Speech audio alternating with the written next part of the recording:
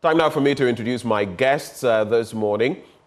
He's a professor of finance, and he is in the person of Sharif Khalid, Professor Sharif Khalid. He joins the conversation. We also have government's spokesperson on governance and security, Paul Wachidankwa, joins me in the studio. He's been naughty, but I will leave him be. I wanted to see that smile on his face, and I've seen it. Oh, this is a lovely background. I'm sure those watching us on TV, I just loved what I saw behind you guys. But anyway, like I usually do, like we would do on the show, we'll give each one of you a minute, not more than a minute and a half, please. Any pertinent issues you'd like to talk about this morning. I know a certain demonstration is close to your heart. Yeah. I don't know what is close to your heart. Paul Grave, I'll start with you. Benjamin, in your polka dot MPP colored shirt. A very good morning to you. You look splendid and elegant. So do you. And very good morning to your viewers and to Prof. I didn't know that Prof was in town. But I've always been in town. He's in town quite a while. Don't be mischievous. I didn't know Prof was in town. But Prof, welcome to town. And welcome home. I've always been home. And I think for me this morning is really about Ghana's desire to make the necessary impact and Ghana's desire to reflect on perspectives of life and to ensure that there is equity for everyone. I'm concerned about the nationwide strike from the lab technicians and laboratory assistants because it's causing a lot of chaos and unrest for people who need their services. I hope and pray that the Minister for Health and the requisite authorities are able to attend to their needs and meet up with them in terms of labor unions and all of that. But I think that for me, it's a reflection of life, it's a reflection of impact, it's a reflection of legacy and really ensuring that the right things are done to leave the world in a better place than we left it. Thank you for those succinct thoughts. Prof? Well, as you know, I was on the picket lines a few days ago, and that's still very much. I just hope that the media would run this for the rest of the week because that's very important. We are talking about the blood, sweat, and tears of pensioners. We live in a country where pension poverty is endemic. And by it being endemic, you have people working 20, 30 years of their lives as civil servants, teachers, nurses, doctors, and what have you. Only taking their lump sums that may not be in a position to enable them to even roof the very houses they've been trying to build in their entire career. So if you have such happening within the pension space, and it's still interesting that you have such an interesting deal, a sweetheart deal that's been passed on to a sitting cabinet minister, then I think that every Ghanaian from every nook and cranny of the country ought to stand up against this. And that's what that's the first time I've ever demonstrated, to be fair. And I thought that, yes, it was really worth it. Well, I didn't know you were there until I heard you speak. But interestingly, I was at an event yesterday, and he was there. And we had a little chit-chat. When I say he, Dr. Brian Champol. Yeah, well, I mean, the point is, I heard him say that he's trying to, he asked if the Honorable Okudzeto Ablakwa can prove that he's lying. He actually was posting losses. He's going to give him a house or whatsoever. I don't know where all that hot air was coming from. Don't give him a house. Just post your profits. But why would you call it hot air? It's hot air. Though yesterday I saw a story in Republic Press newspaper that was totally, and I'm sorry, that was not journalism. It was wishy-washy. Yeah. Because you decimate Ablakwa and say that he is lying and this and that without a shred of evidence. That's not what we do here. No. But I'm saying that you also cannot poo-poo what the Agric minister says without the facts. So what I am saying, if he says that Ablakwa, no, hold for me. Yeah. Let's not turn this into but what I'm saying is that he should just post his profits. As simple as that. I mean, the GRA and others would. Ablakwa actually mentioned the GRA among others. But he is under no obligation to do that. No, you're a corporate entity. You're proving your financial muscle. It's all part of strategy. That tells you that he's not even experienced. Yes, but I'm saying that takeovers and all of that. These are all part of the strategy. It's an option he can trigger. He's not obliged to do that. Oh, well, then he shouldn't go blowing hot air. You see, that's my issue. What if he comes out with something that points to the fact that He maybe should do this it is then. not... So until that is done, it's hot air. Ah, well. But there's just this little bit before we get into the papers, because today there's a scanty supply of papers. Lord Paul Boateng was in the country. Did you follow him? Well, I knew he was. The UPSA speech and all of that. Yeah, he was. It struck a nerve. It touched a chord with me on some of the issues. But one of those things, I mean, yesterday we spoke about some of them.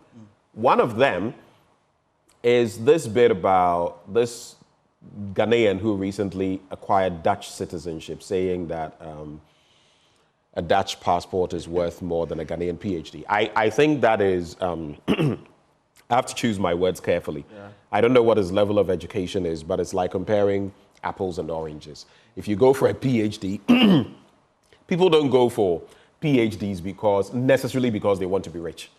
So that issue is moot. It is dead ab initio. But the fact that it is being used, so to speak, to denigrate, he talks about at some point, oh, I'm here, and because I'm Dutch, a Dutch citizen, I can do this. It points to the failure in leadership. And Lord Paul Boateng said this, it is something terrible, I'm quoting him here, when a statement on the internet that a Dutch passport is worth more than a Ghanaian PhD goes viral. We cannot allow it to be so, and leadership must be at the heart of our response. He does emphasize the link between education and national progress, pointing to Ghana's founding fathers who recognized higher education's role in development. But I ask today, even speaking about education, what is the quality of education? I go to a lot of our tertiary institutions, and sometimes I wonder what exactly has changed. This is not the bit about nostalgia and all of that. A lot of the people we're pushing out, it's like a fan belt rolling out. A lot of them will not get work anywhere else in the world. And it's no surprise they are not getting work even in Ghana. I'm saying it for a reason. The quality, and we sitting here, we know it. I don't know, but if you have any quick reflections on that, if not, we can get into the papers. Well, I mean, Benjamin, it's quite interesting. You teach, right? Yeah, I do. That's why I'm coming the to quality of the material coming to you. And I know someone will be thinking free SHS, good thing implemented badly. Oh, yeah. So, well, I mean, once I was coming in here with this, I think that we all having several interpretations to what that chap was trying to say. I think it was more of an economic argument. It's a more of security argument than any other thing. Exactly. Other than comparing a PhD to a Dutch passport. Because, look, they are Dutch citizens, they are Americans, they are UK citizens or nationals who are living in their own country but don't even have British passports. They've never traveled out of their countries. Yeah. I'm not saying they don't qualify for it, but they don't hold passports. But they are nationals by law.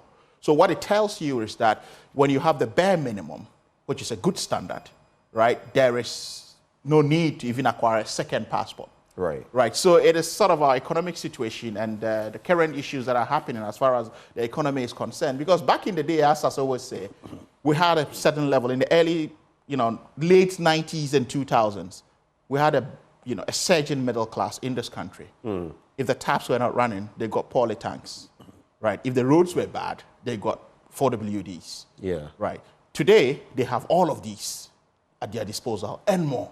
Yeah. Right? They are middle-level managers. They are head of divisions in corporate Ghana, yet would leave this country at any opportunity. Exactly. So it tells you... You're middle class. Yes, you're middle class. And the other day... Our middle class. A week ago, exactly a week ago, I was stunned. Just to corroborate what you're saying, I went and, saw someone at the airport. I hadn't been there for a while at that time. Yeah. This person was traveling to the United States via Heathrow. I literally, like the traffic, the congestion, just to get to Terminal 3, I had to struggle to find a place to park. And when I went, the queues of people, of course, you cannot say that. I mean, there are some who would be going out for business. I had to go to, is it IPC or something? That was where I went and got a place. And even, there was no space. I had to park by, those things, they have forgotten the name, which will come down when you slot something. I had to actually force myself into a corner, and I asked one of the security people, is it okay, can I park here? And he said yes. And I wouldn't be clamped or anything. But the sheer number of people I saw, and you see, I was paying attention. I do know, when I see someone who likely is traveling for business, you may not know everybody, but you see some of them by age. You see some people traveling with their children. Okay, so it could be a family thing, go and come. But the number of young people I saw traveling, I was wondering, so all of these people, are they going to come? And I said, they are going to. And, you know, these are professionals, medics, right? People are going on vacation. Yeah, medics, nurses, and all of that. You know, the critical and essential services. No, Paul Grave, I have never seen in one night. Yeah. I mean, and that explains the traffic. The traffic was crazy. And I was like, does this happen every day? It's every day. It's daily. I'm a frequent flyer. It's daily. No, you see. But you can send your camera. No, Benjamin, I can challenge you to send your camera crew to the airport on a Monday to Sunday. On a Monday to Sunday. Let me bring That's what happens on a daily basis. Well, and I'll tell you, like people come to me, people walk up to my office and say, look, you know, I want to travel out, but I need your advice because you live there, blah, blah, blah, blah. I tell you, look, what do you do? Then you tell me, maybe I'm head of division at an insurance company, at a bank, or whatsoever.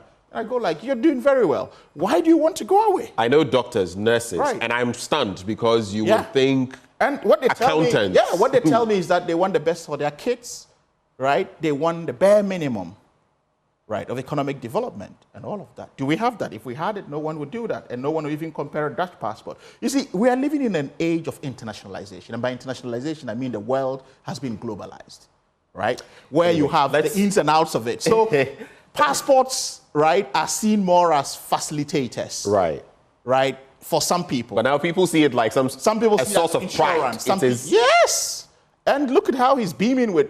He says he cleans toilets, what have you, but he gets the barest minimum. Right?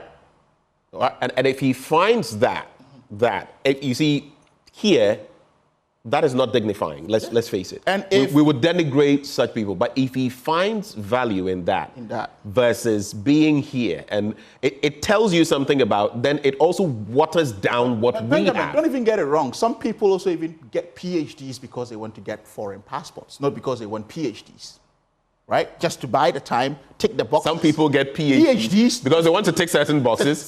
Tick certain boxes and stay within a certain frame of time within a country to acquire a passport. So they'll do several master's degrees, end up with a PhD just to stay long enough to acquire a passport. Anyway, so Paul Grave, let's as far as I do you have anything to say? You've been unnaturally quiet this morning. No, you see, Benjamin, when people travel. Curiously quiet. No, when people travel, people travel for a number of reasons. Oh, but we mentioned here. No. We said that it's not one reason. Allow me to build my point. I mean, people travel for a number of reasons. When there's traffic at the airport, it means only one simple thing. It means the economy is good. It means one thing. People are able to purchase airfares. Yesterday, I was with this person who sells clothes. And, you know, he was telling me about this other person. People purchase airfares. This other person who had managed to. Do you know everything the person is doing? Yeah. I would be surprised because the amount of money, so to speak, that this person is presenting. You know, you have to present a bank statement, right? Yeah. The amount of money this person is presenting in terms of his business and his personal accounts. And this person is just trying to get to a certain country. Yeah. Okay. You ask yourself, okay, so if it turned out to be true, why would this person be so eager to get to? And it appears to be somewhat kosher. Benjamin, I was surprised. So the whole bit about people, do you know what people are willing to do? There are people doing care jobs I know people and selling. servicing loans I know people in Ghana. So flying out does not mean the economy is good. I know people get selling off property. Credit just to leave the country. I know people selling off property. Go to the travel and tour agencies and tickets, vendors. Paul Grave. I know people selling land, selling their land. Yeah. Just to be able to facilitate some of these travels to Canada. Yeah, so it's not. So this bit about. No, it's fine. It means people have money there. Don't go there. Don't go there. But allow me, you guys. But that's a very nice Baumia flyer.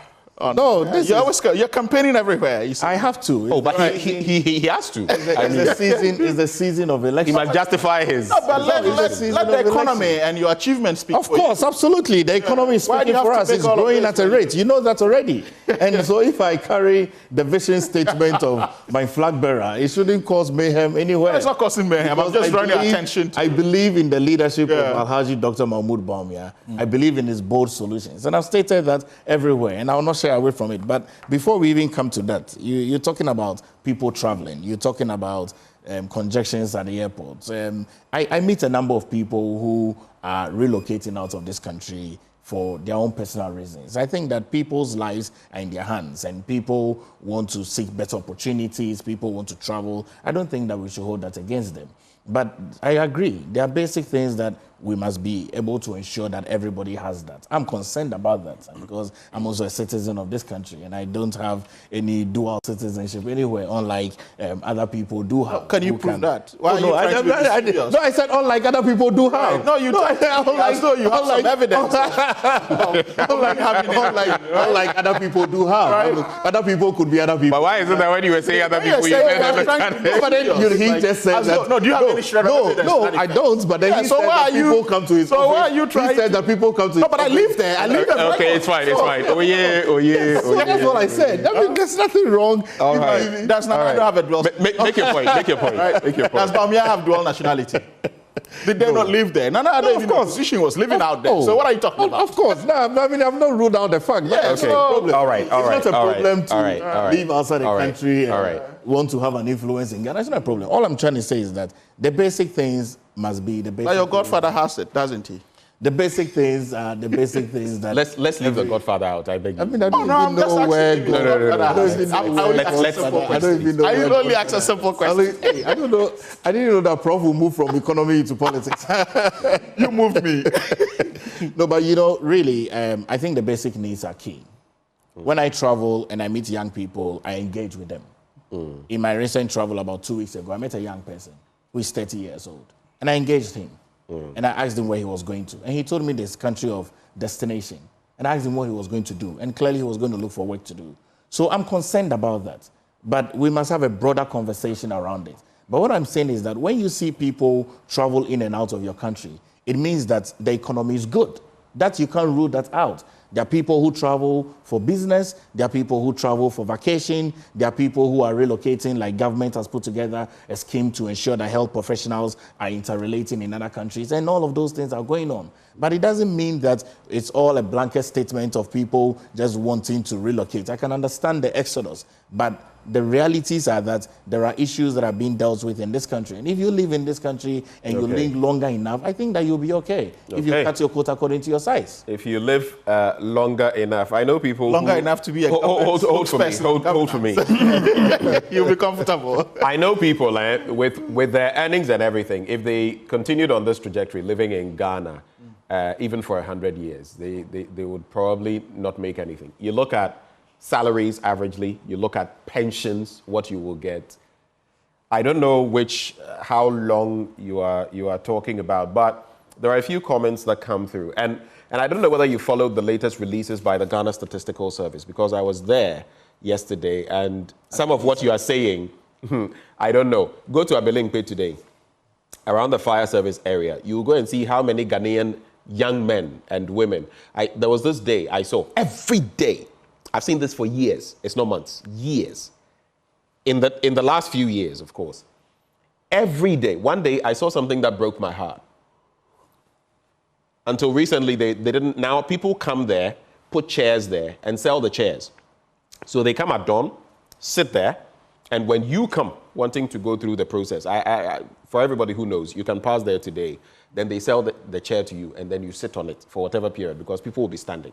I saw this pregnant woman, with a baby at her back in the queue, standing, waiting, because she wants a connection, a visa to Canada. But this one says, Mushi Francis, what is the value of knowledge when it doesn't change societal standards? Literates leading us to borrow with all the resources we have. Where then lies the impact of the education we have? And then Erickson MK says,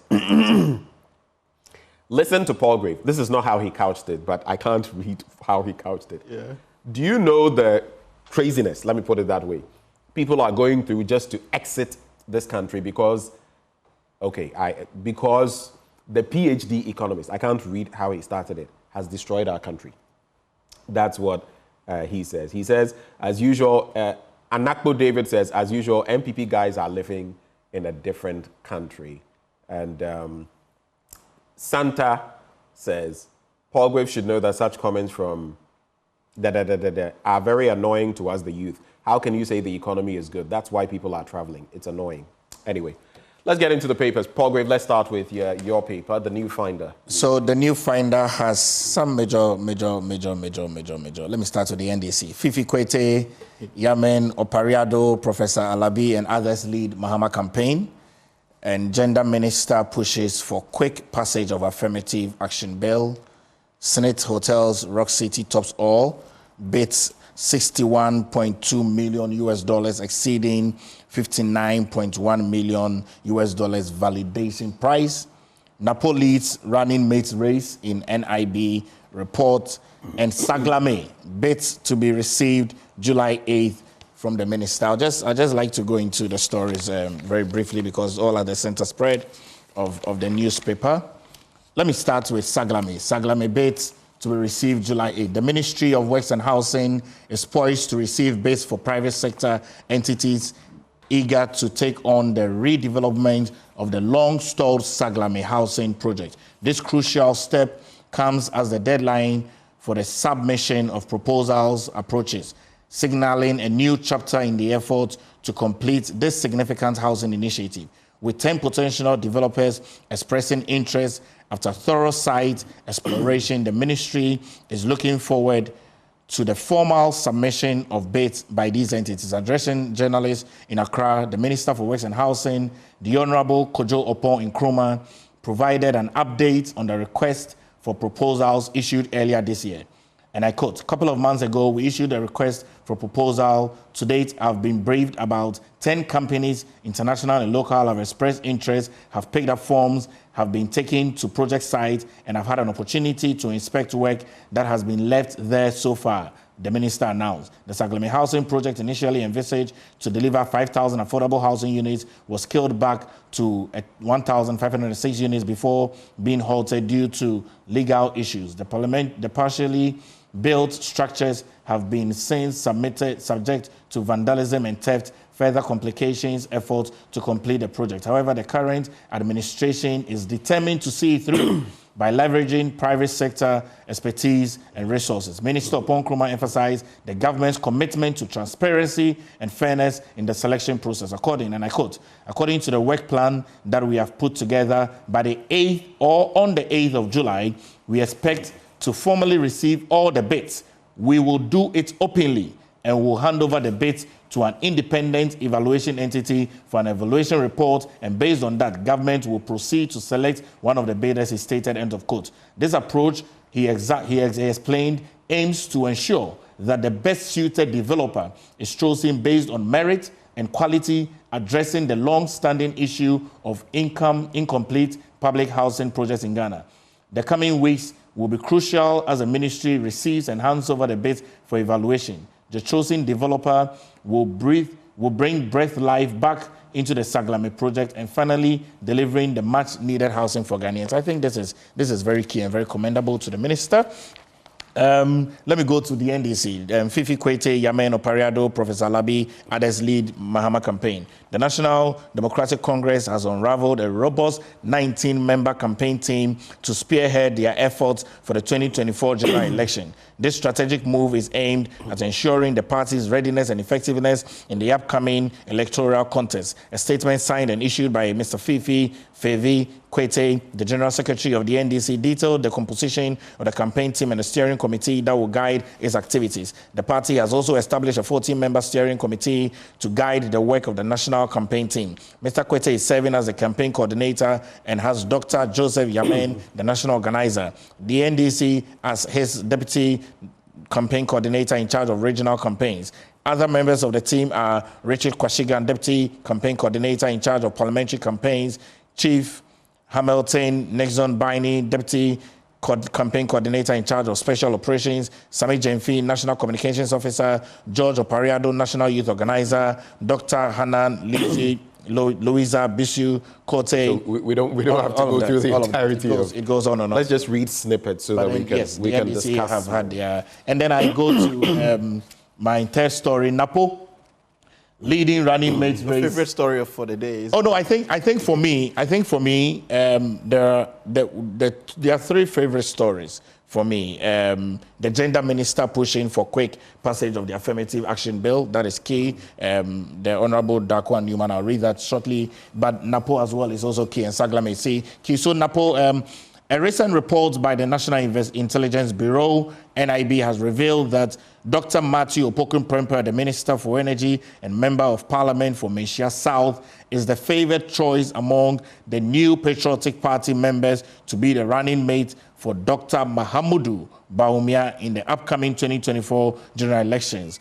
The report, which stems from an extensive nationwide survey conducted between June 12 and June 14, 2024, targeted 5,116 MPP delegates, including national, regional, constituency, and polling station executives. The survey results indicate a strong preference within the party for selecting the running mate from the Ashanti region and party stronghold. Dr. Matthew Opoku-Prempeh, popularly known as Napo, emerged as a clear choice for the position of running mate, securing 76.2% of the responses from the polls that were done. And so I'll just read the gender ministers, if you mind, please.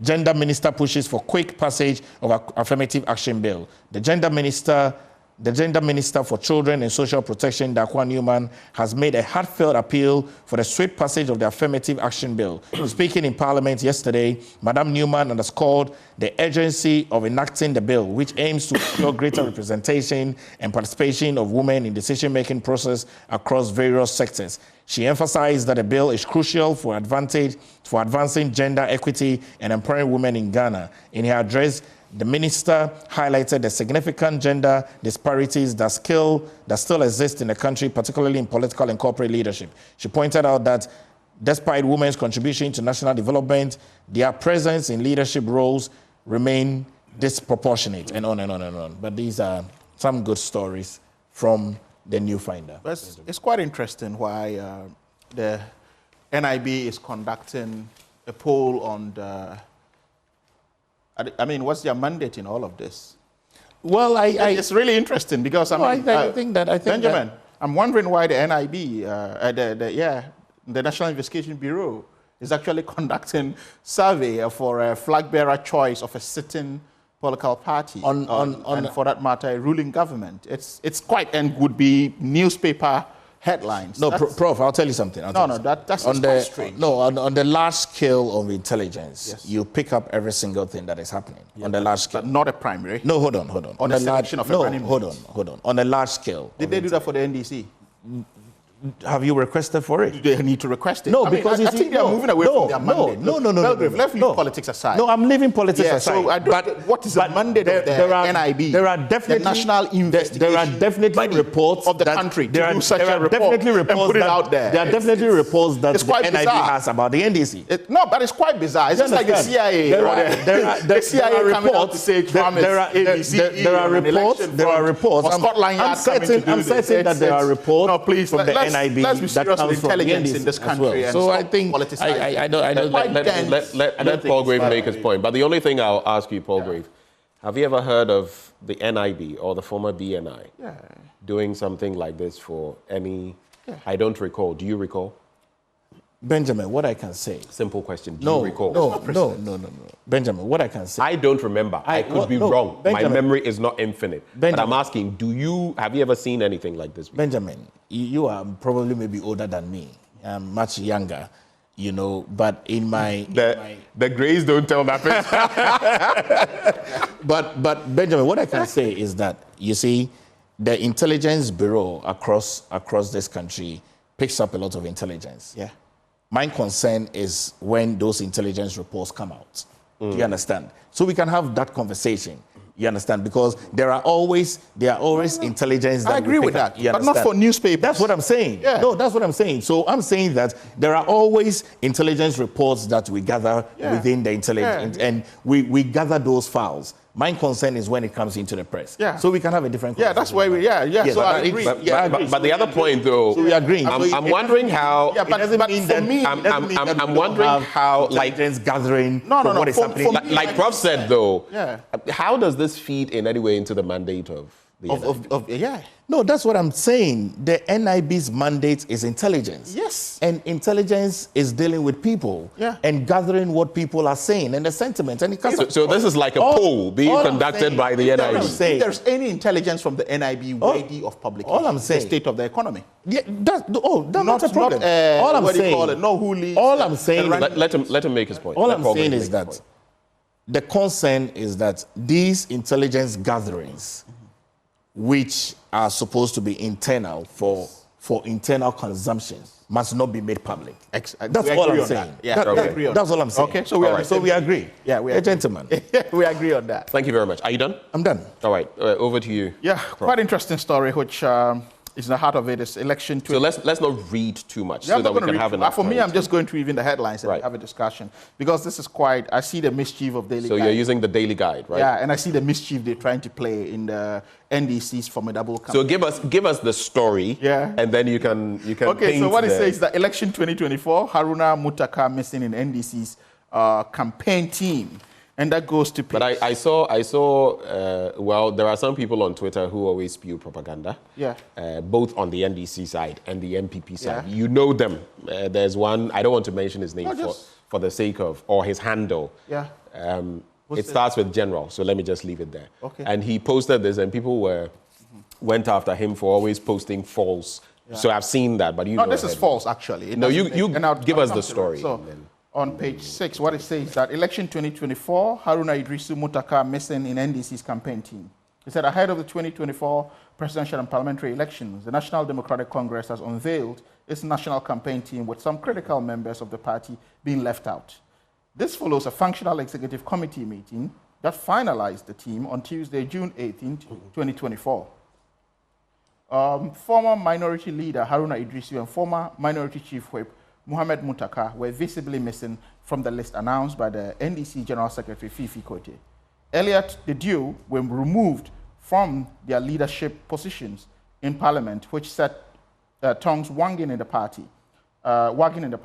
Sources indicate that the two were initially penciled to be part of the campaign team, but were dropped at the last minute over allegations of some association or some associates of John Dramani Mahama, the party's flag bearer. The source said that the Member of Parliament for Tamale South constituency, Haruna Idrisu, was to be in charge of John Mahama's campaign in the northern sector, but was dropped at the last minute.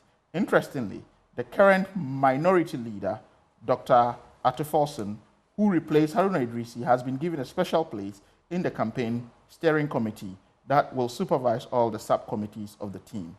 Mr. Idrisu was removed because he refused to support the current national chairman of the National Democratic Congress. Okay, I think that's enough. But this is like very frivolous, and it doesn't really add any credibility to the story. Why do I say this? Let's look at this. Look at if you have the list of the campaign team, you could flag that up, Benjamin. How many parliamentarians do we have in the NDC's current architecture of a campaign team, bar the minority leader in the person of Atufolson? None. You get where I'm coming from? So what it means is that there's a deliberate attempt by the party as part of a strategic measure not to flood it with MPs, because MPs would have a lot of role to play in their constituencies in trying to win votes. Right. You remember under Professor Mills when the Honorable Ayariga played a significant role in the Mills campaign. It cost him his Boku Central seat, and he later had to go for it. So we learn from these things. So for the mischief, I don't even know where it's coming from. If Muntaka was to be on the team, let's say by virtue of that fact, the fact that he was chief whip, right? He was meant to be on the team. Is the current chief whip on the team? No. So where's the credibility here? Right. Right. So I don't know where they are going with all of this, but you'd see that I think they are really surprised that the party was able to manage all of this, come out with a formidable team and put in the campaign generally in the hands of the party, right? Because when they see that the party is anchored very well and sits, and the heart of the campaign sits within the party's function, then people are starting to run scared. And that's what is, sort of generating the story. Because other than that, I don't see what credibility this has. If you say that a former minority leader was replaced with a current minority leader, what sense does it make? The person is there by virtue of the fact that he or she is minority leader. So where's the replacement here? Right. So I don't know. I mean, whatever the case, I think they did a very poor job. That's a party matter, and I always say they did a very poor job in putting this. Paul Grave just sent because me they know these are. Hold on. We're dwelling too long. There are other things, Prof. We have to. What I want to say is that Haruna Idrisu and Muntaka are formidable personas in the party. We need them to win election 2024, but their absence in a campaign team does not mean that they won't function effectively. Point made. Right. You just sent me something. I'm not going to dwell on it. But what you sent me points to a bigger problem. And I'm not necessarily accepting that what you sent me is right, and it's about another entity, which is why I'm not even going to bring it up, because you know what it entails, legally speaking. But we've got to the point where some papers, yes, in the States, you would have, what to expect from Fox News, and you know what to expect from CNN is more, but Fox is clearly in a certain direction. In the UK, there are a few entities like that. Unfortunately, in our system, when it comes to the media, you have some papers. I can almost close my eyes and look at one story and close my eyes and imagine that when I pick this paper, that paper, that paper, that paper, they will skew it in this direction. So those are some problems we face. It's like I was pointing out, Republic Press, I think and nowadays, you remember the last time when we looked at the editor of the Daily Graphic, because there was a 93-year-old who had been taking photos, the very first for the Daily Graphic. They put a story in some corner, a story that the BBC has used and other entities have. And the one they wanted to splash was Professor Smart's survey, which he himself had conducted. When the University of Ghana conducts a survey, political science department, it's not one man. Professor Smart had, I don't know, but that was what they wanted to make their banner headline. And I didn't go after them. It was Professor Khalid and was it Bernard Mona who did justice to that situation. Yeah, you agreed with that. But it is what it is. Benjamin, I think that what I said to Benjamin is really the position of You're being NDC. biased. No. If I hope you don't mention any, because that will come with. So please, yeah, you didn't stand clear on No. It's You're just trying to ambush. No, how can I try to ambush? No. Our time is running. Our time is running. NDC has launched their campaign and also selected the official media partners. Right. Basically. So that's what I shared with him. And who are our official media partners? Well, it's No, go ahead and mention No, I'm not the one supposed to. We are friends of the media. But you see, you sent me that there are stations that when you listen to, that's what I'm saying. It's basically MPP propaganda all day. How about that? What's happening is they have nothing to say about How about that? Look, I mean, they're running scared in the team we've put together. But let me. Not at all. Are you done? We have had our team running long ago, so. We have just about 5 minutes. Well, I think they talk about Opuni's trial. So don't restart Opuni trial, right? Page 6. That's another interesting story that has been dragging. I'm wondering, though, the takes here, and I've heard many things about the testings being done. There's powder and we are using liquid, and we are going to specific test labs, and some results are not being acknowledged. Anyway, well, just give us a brief snippet. But I'm really wondering why this trial is dragging so much, and I'm wondering the kind of toll. How long has it been again? Yeah, the toll it will have on his family, right? Even as an individual, to himself, his well-being. I saw him some weeks back, and at this. Anyway, the Supreme Court has affirmed the decision of the Court of Appeal to adopt proceedings in the trial of the former Chief Executive Officer of the Ghana Cocoa Board, Dr. Stephen Opuni.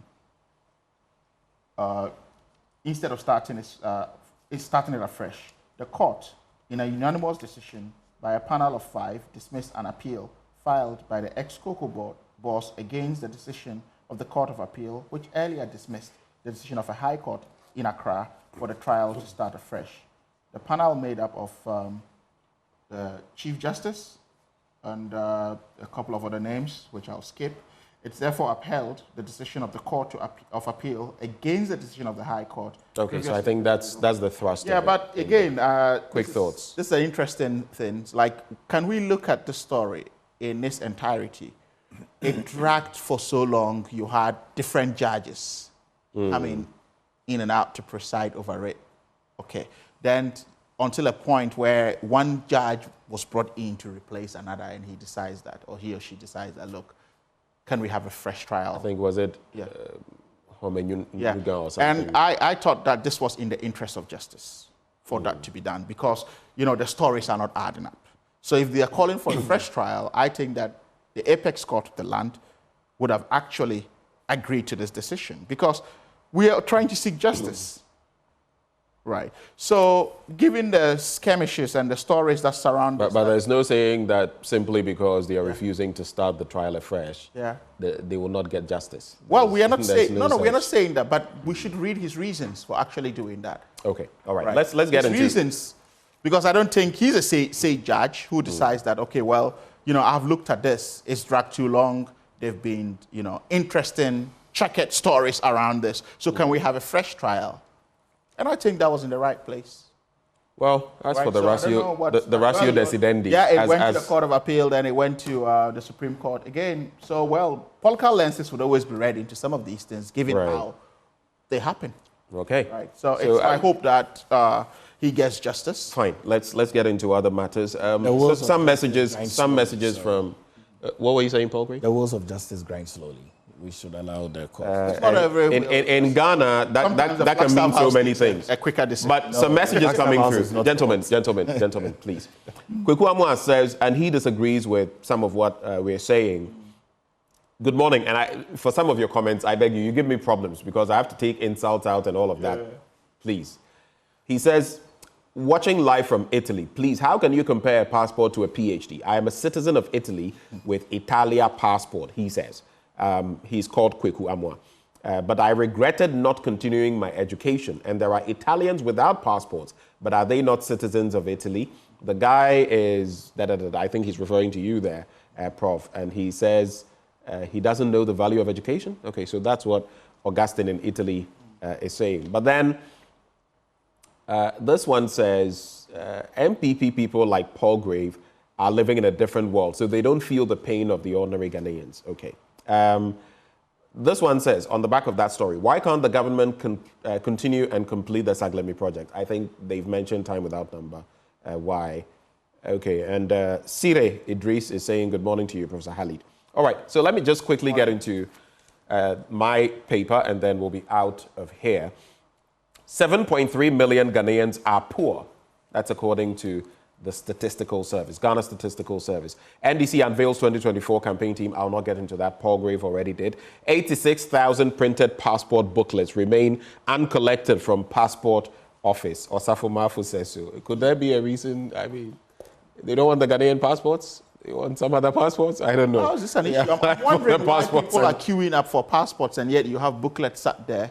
On the back page, they are collaborated with the post system to distribute these. I'll get into the story so you can have a bite. CSIR launches $20 million in endowment fund. Staff pledge 1% of basic salary as contribution. Temporary reshaping of Nungwa Barrier Stretch Beach Road begins. I'll be very quick with the stories. So let me go to page 8 first. And there's a picture I'll let Paul Grave especially look at before we end. It will be splashed on the screens before we go. 7.3 million Ghanaians are poor. Now, a total of 7.3 million Ghanaians, representing 24.3% of 30.1 million household population in the country, are multidimensionally poor. A new report by the Ghana Statistical Service has revealed. Ghanaian Times, you can't say multidimensional poor. Who's the editor? Let's look at the editor. David Agbenu, multidimensionally poor. Now, multidimensional poor, they announced any day. Of the 7.3 million who are multidimensionally poor, the incidence of poverty, 3.2 million, representing 48.3%, experience severe poverty. The report, dubbed Multidimensional Poverty Index, reports covering all the 261 districts in Ghana, based on the 2021 Population and Housing Census, defines multidimensional poverty. Here again, you see, defines multidimensional poor. Okay, well, that could be understood. As a non-monetary measure of poverty that reflects the various areas in which the population may be deprived of their needs, such as in the areas of education, health, and employment, and living conditions. But if you go down into it, and like I was telling you, I was there yesterday. If you look at the concentrations of poverty in some places, so Nabdam, for example, which in the last report was the poorest district, compare that to a place like Asokwa. Nabdam is 11 times. All right. 11 times. I mean, some of it makes for stark reading because they are using poverty maps and, you know, breaking it down. And they're doing something good because they want to find out, for example, if you go to a place like Ashaiman, or if you go to the Nanumba area or Nkwanta North, if there's poverty, but where is the highest concentration? Where are there? So that for policy, to shape policy, and it's made for stark reading. But more than 86,000 passport booklets printed out by the Passport Office remain uncollected, the Senior Presidential Advisor with Oversight Responsibility on Public Sector Reform Secretariat, Mr. Yao Osafo Mafo, has announced. This was in spite of numerous claims by applicants of not receiving their passports months after their application. You know, this process is very interesting. But the point is, if he's in charge of public sector, that means he has failed the sector. Yeah, because, I mean, why is that happening? Why do you need to announce it? What have you done? What modalities have you put in place to get these passports, you know, served out to their, you know, legitimate owners? So if that has not happened, you are to blame. Anyway, I guess, let me see whether there's anything a picture you wanted else. me to see. Pardon me? There was a picture you wanted me to see. Oh, the picture. Mr. Director, my senior Yao, if the picture is ready, Paul Graves says he wants to see it. So he's requesting it. When it's ready, we'll take a look. Paul Graves, your mandate, you have a similar mandate to... so the Paul Graves. You speak for... I have a mandate with Osafo Mafo. No, I said you have a similar mandate. Your mandates sort of intersect as far as public sector issues are concerned. So I was just trying to draw your attention to the passport issues. No, I think that the passport issues has been an issue that has been ongoing for some time. Yeah.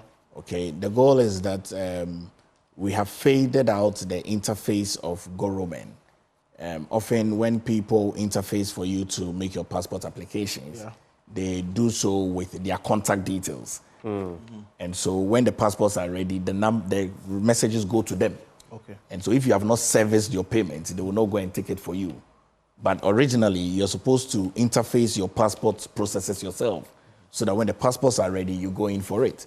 Which is why often sometimes we'll make these publications and even put out the names even the Ghana card is tied to process. passports. People have their addresses and all of that. So that's why you say you're taking us to a digitalization age. No, but then you so see if all of this has, so tell us the amount of passports that have linkages with the Ghana card and how you ensure to disperse them. We can clearly do that. No, yeah, but all of these dispensing comes at a cost. At a cost, yes, but that's why it's public sector.